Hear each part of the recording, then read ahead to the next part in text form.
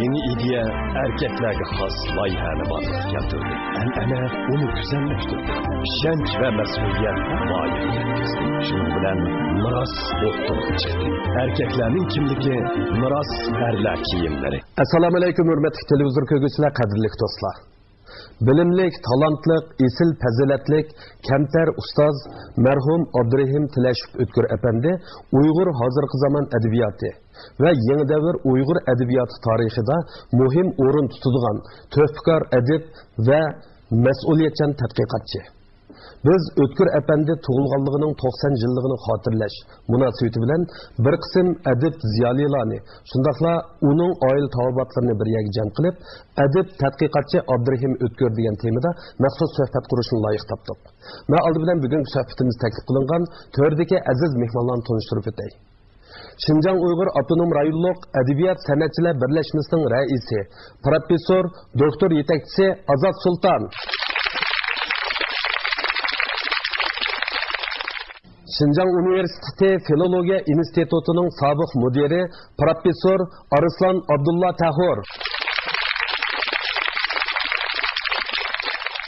Qashqar Pedagogika Instituti Filologiya İnstitutining professori, adabiyot tadqiqotchisi Kerimjon Abdurahim. O'tkir Efendi ko'p yozgan, yaxshi yozgan, o'zining odimligi bilan ulgu ko'rsatgan bir olimkanda. O'tkir Efendim nəhayət kichikbel, kamtar, xushchaqchaq, o'zini tutqun bir odamki. O'tkir Efendining eng cho'ng bir töhfisi shu Uyg'ur adabiyotida adabiy janr turlarini ko'p xillashtirishga qo'shgan töhfisi.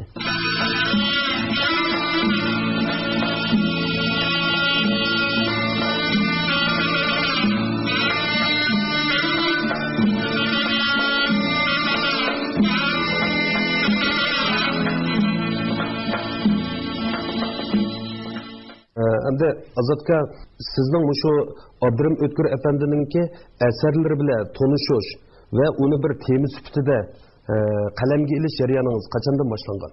Abdurahim O'tkir Efendi bilan men tajriba o'tir maktab shu vaqtda men muallimdim bunishgan. Bu maktab kelsam O'tkir Efendi yog'ochxonada ishlaydigan yog'ochchigan. Bu mujoxonaga ishimiz bo'lsin kirib kirganiki uni buni so'raymiz, shunga bilan bir nahal söhbət olub getirdi, ilmi söhbətlər. Tarixdən, özümüzün zürtüdən, çəpəllərdən, klassiklərdən cıq misallarını dəbbəyən şu vaxtlarda. O'tkir Efendim şu vaxtlarda üstülə dəbdədə qısıysa, qızlara vaxtı küçüş, qərib sayat deyə əsərlərinin qısqıcı məzmunları şu vaxtlarda dəydəndi. Şu vaxtlarda biz bu, bizim yavaşçı akımızға nəhayət bir hörmət bilən çoxunub ketkendik.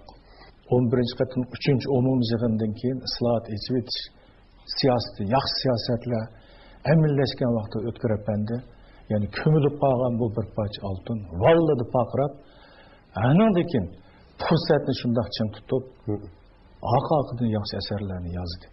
Mən endi ən dəstəbdiki ictimai fənlər tədqiqat türü boyunca bir tema alğan, bugünkü zaman ədəbiyyatı haqqında bir tədqiq qıldığan bir tema. Bunu yazıb O'tkir Efendimning ijodiyatlari haqida tabiiylan to'xtaldim. 93 yili 8 oylarda Avtonom rayonluq siyosiy kengash O'tkir Efendimning tug'ilganligining 70 yilligi, ijodiyatga kirishganligining 55 yilligi munosabati bilan bir nihoyat bir katta ilmiy kengash o'tkazdi. Men shu yig'inda Abdurahim O'tkirning proza ijodiyati to'g'risida degan maqolamni o'qidim. Bu endi mening O'tkir Efendi haqqidagi tadqiqotimning boshlanishidir. Uningdan keyin men bu maqolani kengaytirib, poeziyadagi ijodiyatlarini qo'shib, bir bob qilib, Uyg'ur bugungi zamon adabiyoti to'g'risida degan kitobimga kirgizdim.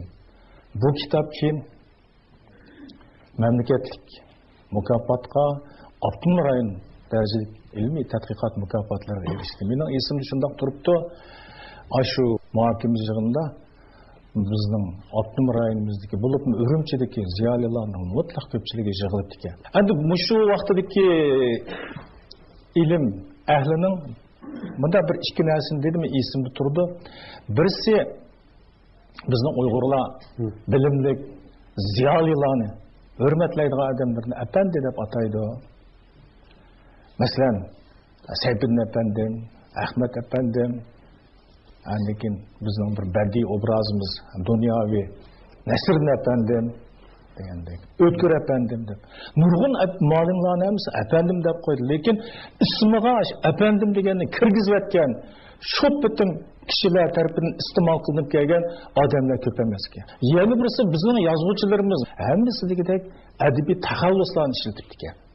Lekin bu taxalluslar keyin asta-asta qilib qoladi ekan. Lekin O'tkir apandimning bu adabiy taxallusi shu xuddi azan chaqirib qo'yib qo'ygan ismdek singib ketgan ekan.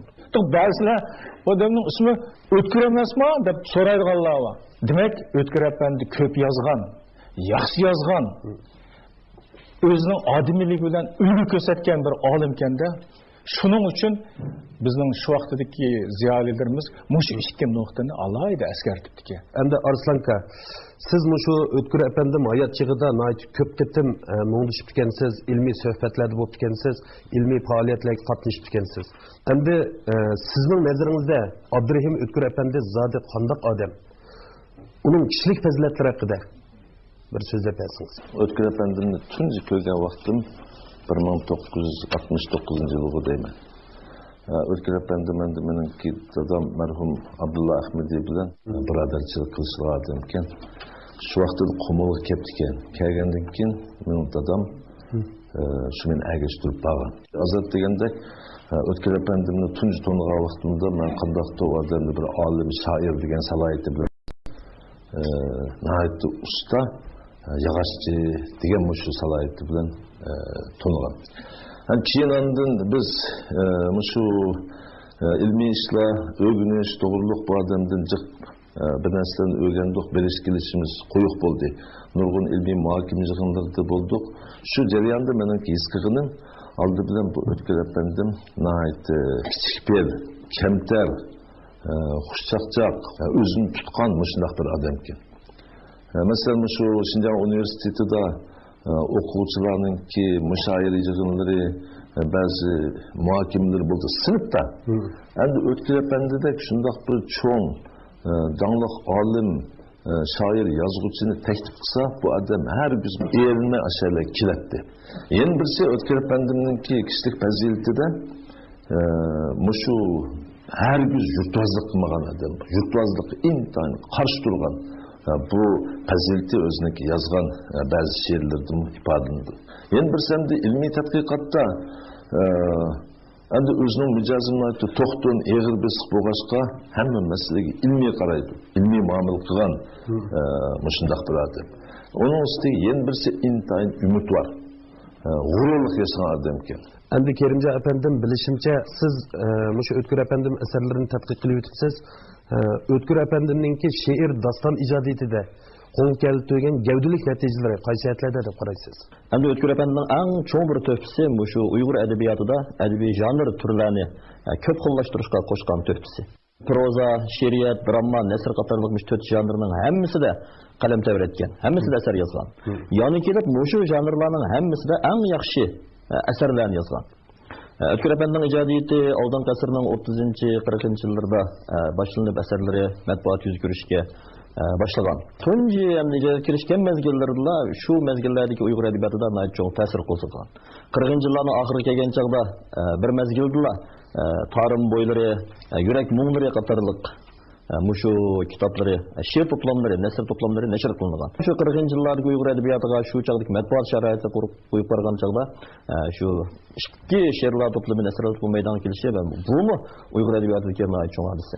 Men Tarım boylari degan kitobini shu ko'rib baqdim, u kitobning bosh qismiga nashriyat so'zi berilibdi ekan.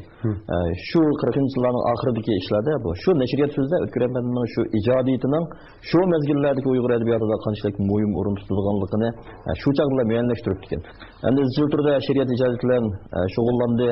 40-yillarda hammamiz bildigan, odam qalbini hayajonga soldigan ko'plagan munavvar she'rlarni, masalan, Bo'shk Alliye, Janub Xat, Tamaki Bayon, Tang ziyasi yo'qmidi, қатарлық мұшындақ бір түркияна ait есіл шиырларын yazdı. Şundan bir vaqt yana ijadiyetinin şundaqla Uyghur edebiyatının ait yuqur bir pallisi vekillik qıldıgan Qashqar keçisi dastanını şu mezgillerde yazdı. Endi Uyghur edebiyatının bugünkü zaman mezgilida, taxminan 30 yıllık dastlabki mezgilida hamimiz bilamiz ijadiyatlar ancha cho'ng muvaffaqiyatlarga erishmadi. Ammo Ökür Efendi hamimizni aytdi, yaxshi ko'rib suyib o'qiydigan, masalan, iz qatorliq she'rlarni yezib, yanla hayotga bo'lgan bir xil umidvorligini izchil turda ifodalab keldi.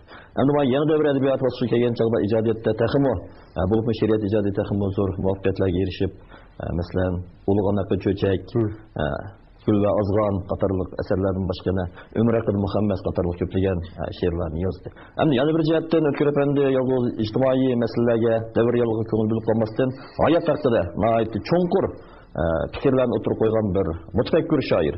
Endi undan boshqa masalan Ökür Efendi jihatlar shug'ullangan shu mezgillarda ko'pincha shoirlar shu davrning bir umumiy adabiyot hodisasi bu. Mazmun ifodalashga pek ahamiyat berib bir devaldigan gaplarni shunla mo'yin bilib she'riyatning badiiylik omillariga asar qaraydigan shunday xohish nisbatan umumiy ahvol. Ammo Ökür Efendining ijodiyatida bundoq ahvollar bekarlik emas. Ökür Efendi boy degandek yangi ijodiy fikrlarni cho'nqur ideyalarni o'tirib qo'yib qolmasdan balki yana she'riyatning har xil badiiy omillariga bo'libmi til mahoratlariga intayin ahamiyat bergan. Bizning Uyg'ur romanchiligini men hamda shunday o'ylayman, dunyodagi tarixiy temada yozilayotgan eng yaxshi romanlar qatoriga ko'tardi. Ökür Efendi'nin eserlerinde hazırki zaman Uygur tilideki sözler, Çağatay tilideki sözler ve bazı kadim Uygur tili has sözlerine uçuraydı. Demek bu adam rap terkibiga intayin bay. 90'ların başlarında Ökür Efendi'nin edebi mirasları hakkında degan bir kitapga tayyorlik qildim. Bu kitap 97-yili Qashqar Uyghur nashriyat tarafidan qilindi.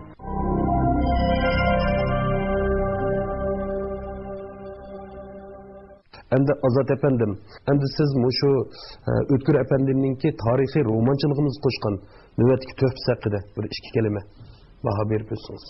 Endi romançılık kelsek Ötkür Efendi'nin Iz degan romanı 1985 yıl neşr kılındı.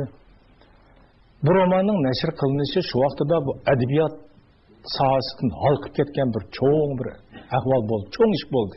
Nurgun adam bu eserini okudu, nayet hoşal buluştu. Çünkü bu roman Uyghur romançılığının konkret kılıp etken çağda tarihi romançılığını alaydı bir sahip açtı. Hem bizim Uyghur romançılığını ben de şunda oylayman, dünyadaki tarihi temada yozilayotgan en yaxshi romanlar qatoriga ko'tardi. Ondan keyin O'yg'ongan zimin. Asli Ötkür Efendi buni bir trilogiya qilib 3 bölümlük kitap yazmoqchi edi. Biroq salomatlik tufaylidan 2 qism qilib yozib qoldi. O'yg'ongan ziminning birinchi qismi 88-yili, ikkinchi qismi 94-yili nashr qilindi.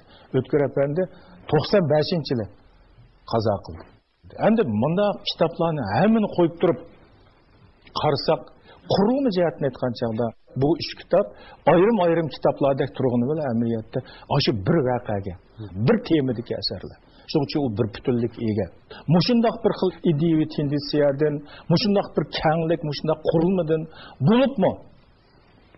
Shu asarlarda ifodalayotgan bir tarixiy haqiqatdan biz Ötkür Efendi o'zining planiga yetdi.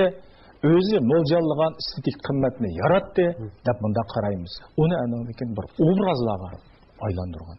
Faqat iz romanini oldigan bo'lsak, iz romanda ismi bor, xarakter ro'shan, yo'ritilgan obrazlar, personajlar obrazi 70 ga yetadi ekan. Voqelikning mazmunining ehtiyoji bilan 60 necha yondosh personajlar qistirılgan endi. 140-150 personajlar obrazı muş iz romanda. Endi muş mazmunni yo'ritishda bu san'atning qonuni bo'yicha bir taraf qilishni o'ylaydi. Nimani tanlagan? Bu tragediyani tanlagan. Lushin Efendi tragediya haqida aytgandek, qadr qimmatli narsalarni par qilib kishilarga ko'z tutish bu tragediya. Deganidek, mushundoq ulug', mushundoq botur, mushunda xalqchil mush shaxsiylarning obrazini yuksaklikka ko'targan. Endi mushu qahramonlar asarda shundoq boturliklarni ko'rsatadi. Oxirida Dashti bayovonda qabrsiz holatda tashlanadi. Buningdan biz ilqa Lushin efendimning aytgan qadr qimmatli narsalarni par qilib ko'rsatish degan mushu tragediya haqida bergan bahosining kitobda nihoyatda konkret ifodalanganligini ko'ramiz. Shuning bilan bizning qalbimizda bir nihoyatda bir kuchli bir ta'sir paydo qildi. Mana bu shu bir estetik qimmat. Biz mushuningdan zo'qlanamiz. Shuning uchun bu asar o'lmaydi. Endi Arslanka, endi siz bir tilshunos bo'lib chiqdingiz bilan O'tkir apandim asarlarining til aloyligi haqida bir qisqacha to'xtalib o'tsangiz. O'tkir apandim yetuk bir til ustasi edi. Benimki O'tkir apandimni yetuk bir til ustasi deyishimdagi sabab bundaq bir qancha etdi. Biz O'tkir apandimning asarlariga qarasak, oldi bilan O'tkir apandimning mushu söz baylig'ininki nihoyat mukammal keng doiralik ekanligini his qilamiz. Demak bu odam lug'at tarkibiga intayin boy, shundoq tiliq boy bir odam. Ikkinchi bir narsa, O'tkir apandim til ishlatishga nihoyat moyir. Endi buni biz qanday ifodalaymiz degan vaqtida, masalan, so'z ishlatishningki 4 xil prinsipi, 4 xil talab bor. Mushu narsalarga nihoyat astoydil amal qilgan odam. Masalan, O'tkir apandimninki romanlarida yerlik shiv so'zlar uchraydi. O'tkir apandim bu yerlik so'zlarni ishlatgan vaqtida asosan o'sha personajlarninki til aloyligini ifodalash, asarniki yerlik turg'ini kuchaytirish, shuningdek ba'zi tasvirlarniki texmi aniq, inchki bo'lishini nazarda tutib ishlatgan. Ondan keyin qadimgi so'zlar uchraydi. Qadimgi so'zlarni maqsad muddaoliq ishlatgan. Endi bu so'z ishlatish nihoyat yuqori mahorat talab qiladigan narsa. Chunki bu har bir so'zningki o'ziga xos aloylik bo'ldi. Mushu so'zningki tus ma'nolariga qarab turib, o'z mushu kontekstga, mushu obyektga to'g'ri kelamdi ekanman-da. Mushu joyda ishlatsam bo'lmamdi degan narsani o'ylamasak bo'lmaydi. O'tkir apandimning asarlarida bunday ahvol yo'q. Bu ikkinchi bir aloylik. Yana bir eng zo'r aloyligi bu O'tkir apandim mushu klassik she'riyatdagi badiiy vositalarga nihoyat puxta ham o'zining asarlarini keng doirada ishlatgan edi. Bizningki Çağatay edebiyatida umumyüzlük qo'llanilgan ba'zi badiiy vositalarni O'tkir apandim nihoyat obdan o'zining asarlariga tatbiqlagan.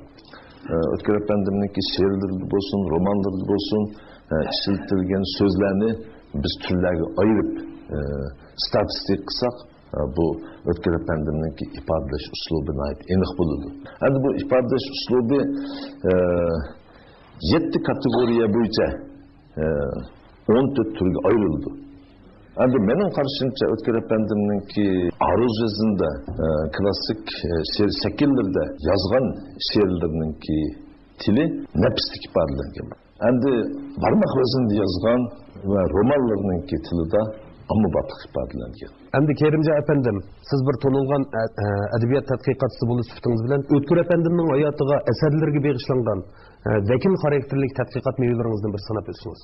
Endi hammamiz bilamiz, 1980-yillarning boshlarida bizning Uyg'ur adabiyotidagi eng katta asarlar bo'lgan Turk tilli divani, Qutatqu bilik qatorliq asarlar nashr qilindi. Bu asarlarning avtorlari Qashqarga munosabat bo'lganligi uchun Qashqarda bir qator ilmiy faoliyatlar olib berildi.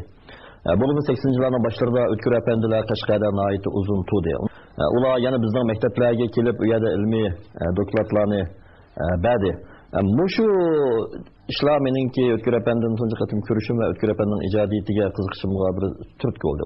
90-yillarning boshlarida Qarmayda Uyg'ur romanchilik haqidagi bir muhokama yig'ini bo'ldi. Men shu muhokama yig'iniga O'tkir apandi romanlarining aloyidligi deb bir maqola olib berib, shu yig'inda shu maqolani o'qidim. Mening O'tkir apandi haqidagi eng dastlabki tadqiqotim shu bo'ldi.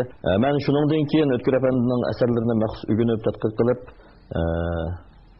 90-yillarning boshlarida O'tkir apandining adabiy meroslari haqida degan bir kitobga tayyorlik qildim. Bu kitob 97-yili Qashqar Uyg'ur nashriyat tarafidan nashr qilindi. Men endi shu kitobni yozishning oldikayinda O'tkir apandining hayoti haqida, ijodiyatlari haqida, ijodiyatining aloyidligi haqida, ilmiy tadqiqot faoliyatlari haqida, u uchragan adabiy ta'sirlar haqida ko'plagan maqolalarni yozdim. Endi mening shu o'tkir apandagi tadqiqotimda endi sal yirikroq tilga olishga arziydigan asar shu 97-yili nashr qilingan O'tkir apandining adabiy miroslari degan shu kitob bo'ldi.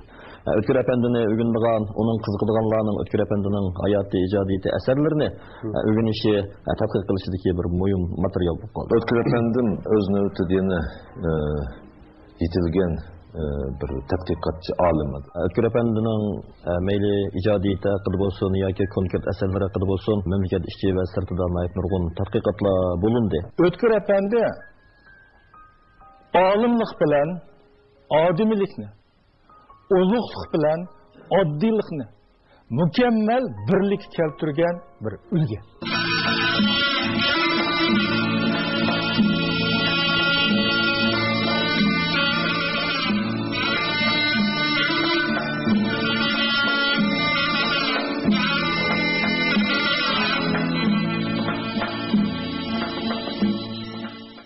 O'tkir apandim o'zining she'rlarida qandaqdir shaxsiy ahvollarni emas, balki insonning vujudidan o'tgan o'rtaq tuyg'ularni yozdi.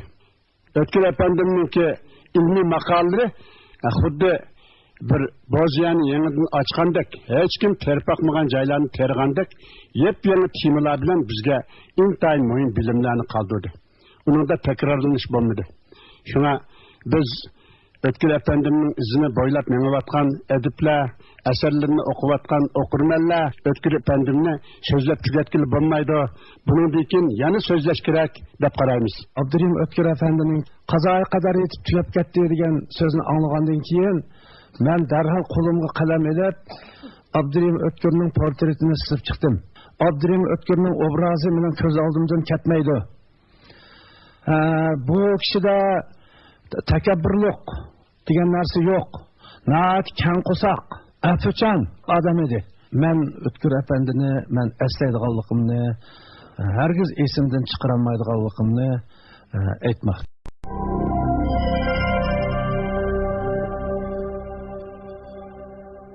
Hem bugün şu naq maydonga bizning ustozlarimiz mötəvər kişilər kelgandan sırt yana bir alayda mehmanimiz qatnashdi.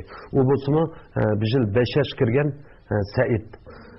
Saidni bu sahnaga taklif qilsak, O'tkir apandimning bir she'rini deklamasiya qilib berma da'vatidir. Assalomu alaykum bulamlar, dadaşlar, başlar. Maslagi Abdurrahim O'tkir buvamning she'rlarida o'qib beray. Nima degan qaltis, nima aynak degan.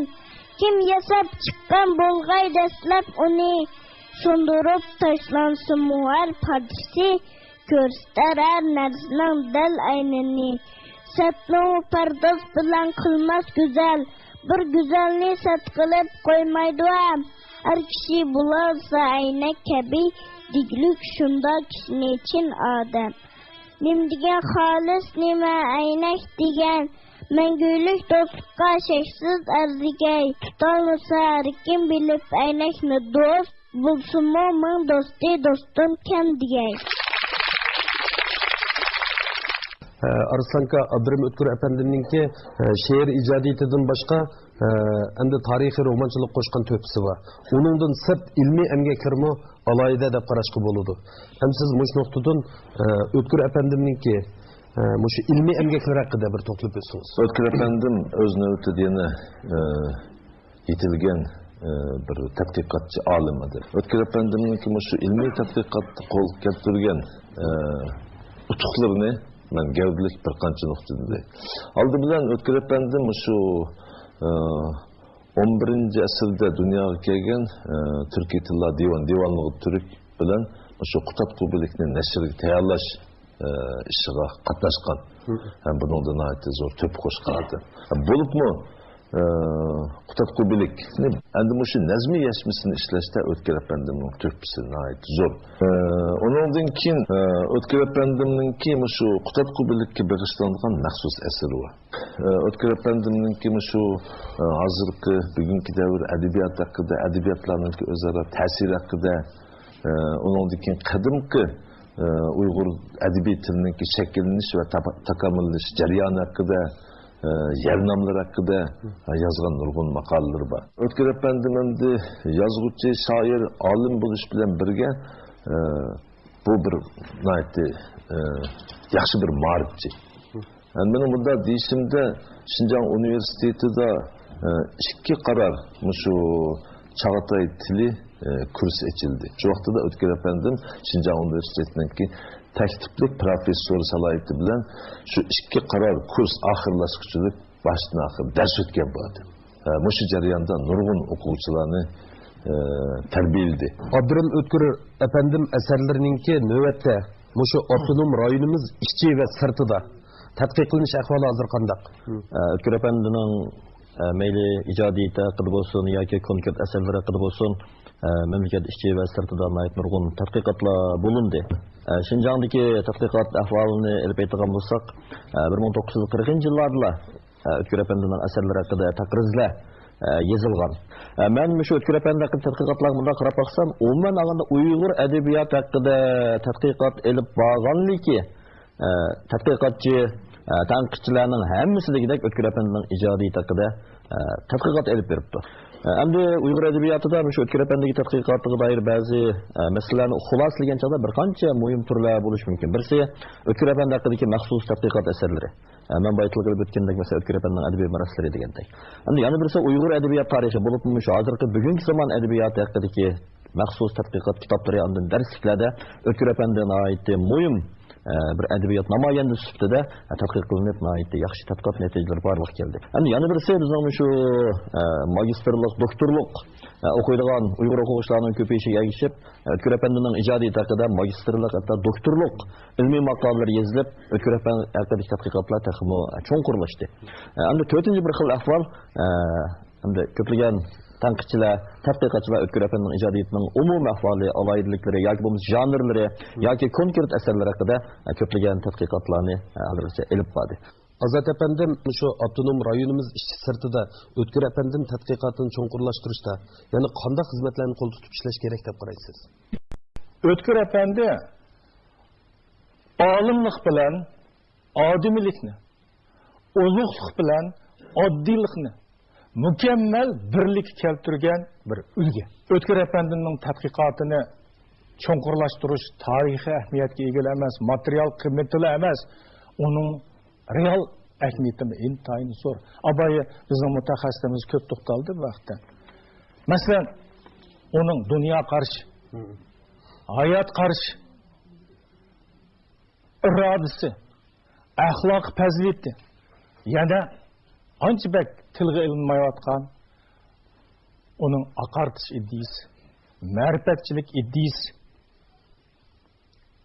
qimmat qarashlari, ijodiyat tajribalari, tadqiqotdagi har xil usullari, ilm ro'yi deganlarning hammasi bizning cho'nqurlab tadqiq qilishimizni kutadi. Bugun yana bir alayda xo'sh xabar va naq maydonda zalda o'tirgan qarindoshlarımızdan mushu ayni vaqtda Ötkür efendimninki hammaga mashhur bo'lgan iz nomli she'rini ixlos bilan mushu qumul xalqi kashtilab naq maydonda Ötkür efendimninki oil tavobatlardan ayoli xalchamadimiz bugun naq maydon kelib o'ltadi. Oil tavobatlarga shuni taqdim qilmoqchi. Rahmat. Biz bugün söhbət üstülümüzün o'rin olgan Professor Azat Sultan, Arslan Abdullah Tahur, shundaqla Kerimjon Abdurahim qatorliq ziyolilarimiz bilan nihoyat ko'ngillik paranglashdik. Ötkür efendim temisi mangulik tema, jalbkor tema. Shundaqla kishini mahliya qildigan qimmatli tema. Biz Ötkür efendimning ilm suyar ruhini, shundaqla odimiylik qalbini bundan keyingi ishlarimizga nur va chiroq qilishimiz kerak. Bugünkü söhbetimiz müşahede akırlaştı. Gelir hafta görüşeyle hayır hoş.